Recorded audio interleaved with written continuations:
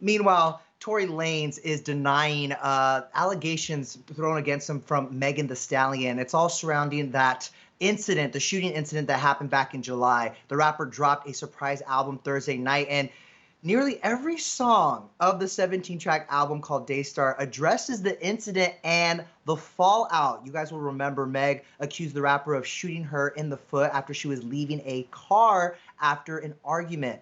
On Thursday, he tweeted, "To my fans, I'm sorry for my silence, but respectfully, I got time today, 9 p.m. PST," which I think a lot of people thought he would take to Twitter and finally break his silence on the matter. Instead, it was really just the announcement of this surprise album. Let me get into some of the lyrics, Deidre, and then I'll get to you to get your opinion on this, because one of the first tracks, it's called Money Over Fallouts, and in it, he claims that Megan and her team are trying to frame him. We have one of the lyrics here for you guys. "Ho caught me D'd up, top down, we teeing up. Megan people trying to frame me for a shooting, but them boys ain't clean enough," he raps.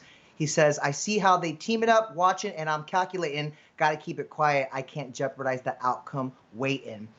This is just one of many lyrics that kind of allude to that night. Actually, I don't even want to say allude. It seems pretty direct to me. Later in the song, he also questions how Megan could have gotten shot in the foot without bullets hitting any bones or tendons. And also at one point, he raps, "Girl, you had the nerve to write that statement on an affidavit, knowing I ain't do it, but I'm coming at my truest."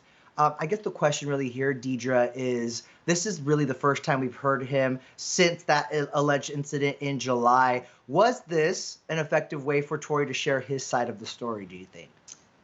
No, this was disappointing for me. I think, regardless of whether he wants to deny the allegations against him or admit to them, I think there's one way to deal with this and one way only, and it's not through music. It's to be a mature adult.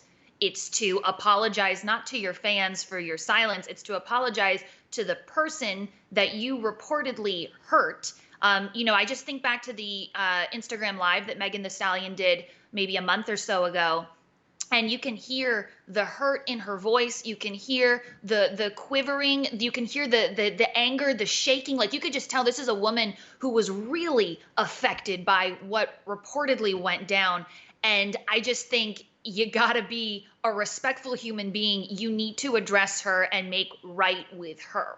The music to me is not something I'm going to be streaming. I don't want to dissect. I like listening to Taylor Swift lyrics. I like dissecting Easter eggs when it's fun, when it's supposed to be lighthearted. You know what I mean? I don't want to dissect Easter eggs and listen to something that's like in an art form when it should just be very direct.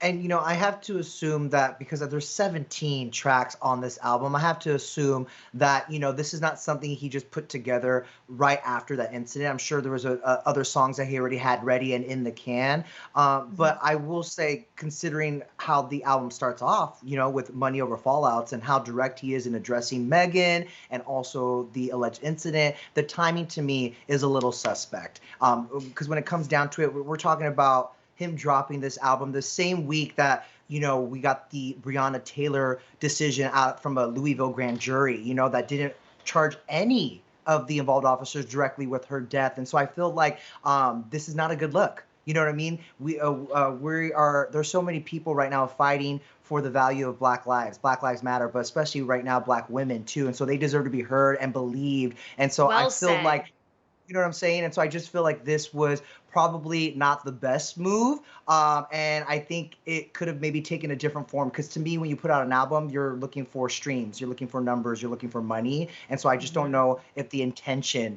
was on the mark here. You know what I'm saying? Right. Well, Yeah. there is one person who has been vocal and has always been supportive of Megan, and that's Keke Palmer. She took to her Instagram story and had this to say.